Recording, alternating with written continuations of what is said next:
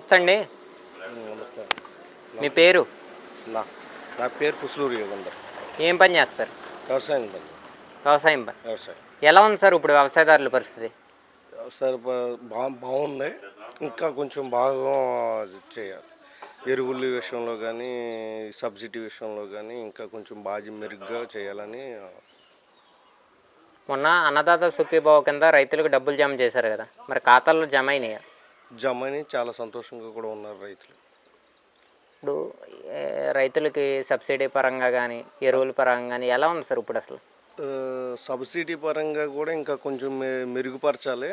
అలాగే ఎరువుల విషయంలో ఇంకా కొంచెం సబ్సిడీ కూడా ఇవ్వాల్సిన ఉంది.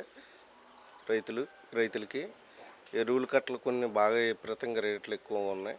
వాటిని కూడా కొంచెం చూస్ చేయాలి సార్. ఇప్పుడు చూసుకుంటే కూటమి ప్రభుత్వం అధికారంలోకి వచ్చి 13 నెలలు అయింది. ఎలా ఉంది సార్ పరిపాలన గురించి చంద్రబాబు నాయుడు అంటేనే అభివృద్ధి అంటేనే చంద్రబాబు నాయుడు పరిపాలన సూపర్ బాగుంది. అంటే ఇప్పుడు సూపర్ 6 పథకాలు అమలు చేస్తున్నారు కదా, ఎలా ఉన్నాయి సార్ పథకాలు?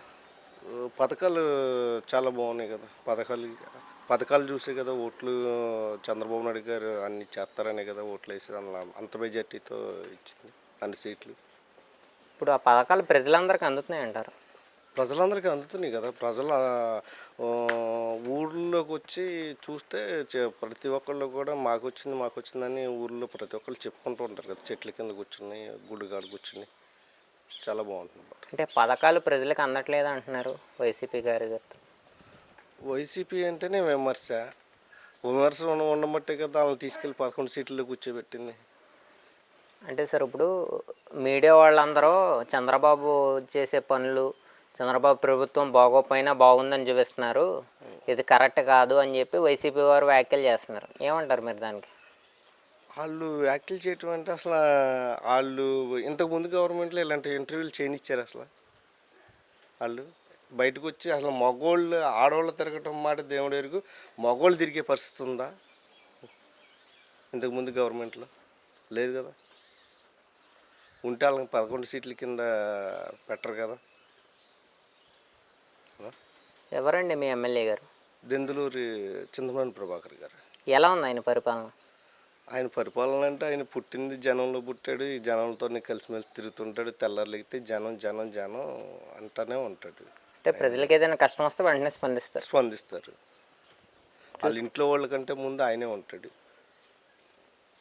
నారా లోకేష్ గారి ప్రభుత్వ పరిపాలన ఎలా ఉంది? ఆయనకి విద్యా సంస్థలో ఐటీ శాఖ మినిస్టర్ ఇచ్చారు కదా, గతంలో విద్యా సంస్థలు ఎలా ఉండేవి? కూటమి ప్రభుత్వం వచ్చిన తర్వాత విద్యా సంస్థలు ఎలా ఉన్నాయి? ఇంతకుముందు ఐటీ శాఖ మంత్రులకి అసలు ఐటీ శాఖ అంటే ఏంటనే తెలియని వాళ్ళకి మంత్రి పదవులు ఇచ్చారు. వీళ్ళని చూసే ఐటీ అనేది ఒకటి పుట్టిందని, లోకేష్ గారు లాంటి వాళ్ళని చూసే ఐటీ అనేది ఒకటి వచ్చిందని అనుకునే విధంగా ఆయన చేస్తూ ఉంటారు కదా. అంటే పాఠశాలలో సన్నబియ్యం పెడుతున్నాం అంటున్నారు. స్కూల్లో బాగా పెడుతున్నారు భోజనాలు గట్ట అని చెప్పి అంటున్నారు కదా. సార్ ఇప్పుడు లిక్కర్ స్కామ్లో జగన్మోహన్ రెడ్డిని అరెస్ట్ చేసే అవకాశాలు ఉన్నాయా?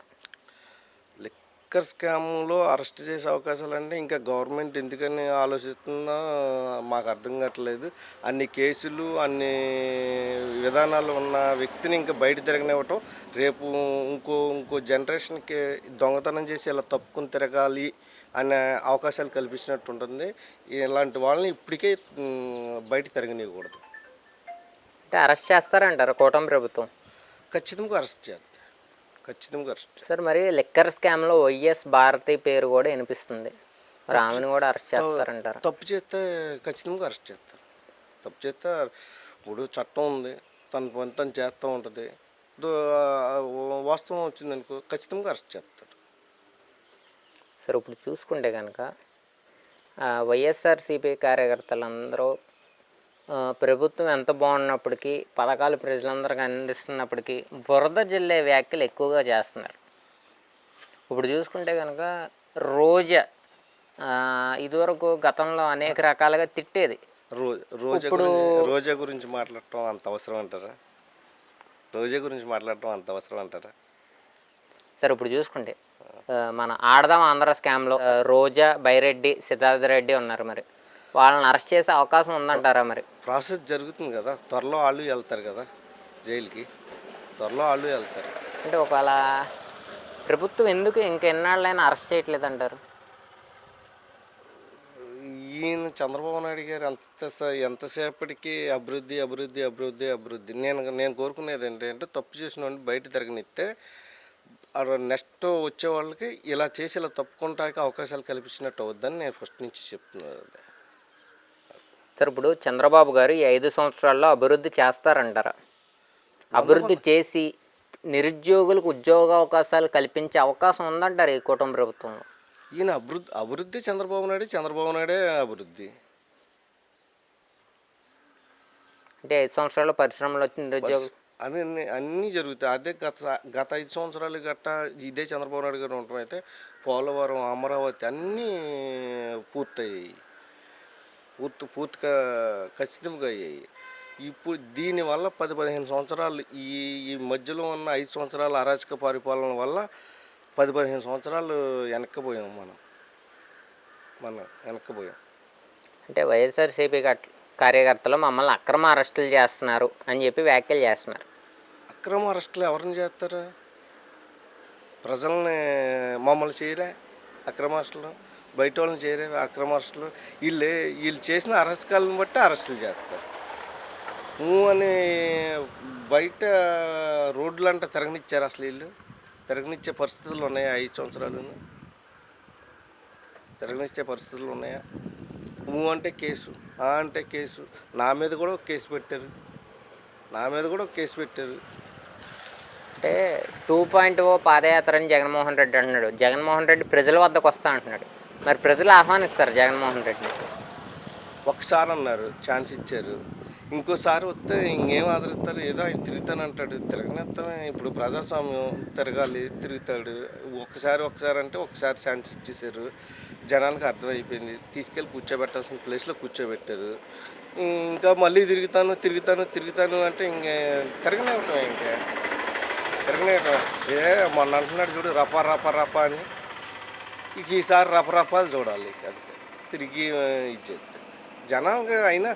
జనానికి ఒక డిసైడ్ అయిపోయి ఉన్నారు. జగన్మోహన్ రెడ్డి అంటే ఏంటో డిసైడ్ అయిపోయి ఉన్నారు. సరే సార్, థ్యాంక్ యూ అన్నా. నమస్తే నాన్న. మీ పేరు? నా పేరు అయినాల వెంకటనారాయణ. ఏం పని చేస్తారు? వ్యవసాయం చేస్తాను. ఎలా ఉంది వ్యవసాయదారుల పరిస్థితి ఇప్పుడు ప్రస్తుతం? బాగుంది. ఎందుకనంటే ఇప్పుడు అన్నదాత సుఖీభవ వేసింది మన గవర్నమెంట్, కూటమి ప్రభుత్వం. అలాగే మన గవర్నమెంటు పథకాలన్నీ కూడాను కింద స్థాయి వరకు కూడా చేరే వరకు వాళ్ళు పోరాడుతూ కింద స్థాయి మనిషి వరకు కూడా వచ్చి చూసుకుంటున్నారు.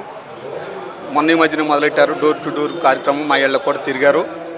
అలాగే గవర్నమెంట్ ప్రతి దాన్ని కూడా ప్రతిష్టాత్మకంగానే చేపట్టి దాన్ని పూర్తయ్యే వరకు కంకణం కట్టుకుని చేస్తుంది.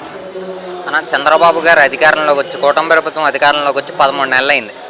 ఎలా అనిపించింది అసలు ప్రభుత్వ పరిపాలన? ఈ 13 నెలల్లో రాగానే ముందు ప్రతి రోడ్ని కూడా గుంటలేని రోడ్లన్నీ కూడా వేసింది మన కూటమి ప్రభుత్వం. అలాగే అన్నదాత సుఖీభావ వేసింది. అలాగే ప్రతి బిడ్డకి కూడా తల్లికి వందనం, చదువుకునే ప్రతి బిడ్డకి కూడా వేసింది. క్రితం ఒకరికే వేసేవాళ్ళు కుటుంబానికి, ఇప్పుడు కుటుంబంలో ఎంతమంది ఉంటే అంతమంది, ఒకరికి 4-5 ఉంటే 4-5 కూడాను 15,000 కాడికి వేసింది గవర్నమెంట్కి. దానికి కృతజ్ఞతలు తెలుపుకుంటున్నాను. నాకు 3 పిల్లలు ఉన్నారు, 3కి కూడా తల్లికి వందనం వచ్చింది. అన్నదాత సుఖీభావ కూడా వచ్చింది వ్యవసాయదారునిగా. నాకు అన్ని విధాలుగా కూడా మా యొక్క మధ్యతరగతి చిన్న స్థాయి రైతాంగానికి కానీ, బిడ్డలకు కానీ అందరికీ కూడా మంచిగా ఉంది ఈ గవర్నమెంటు.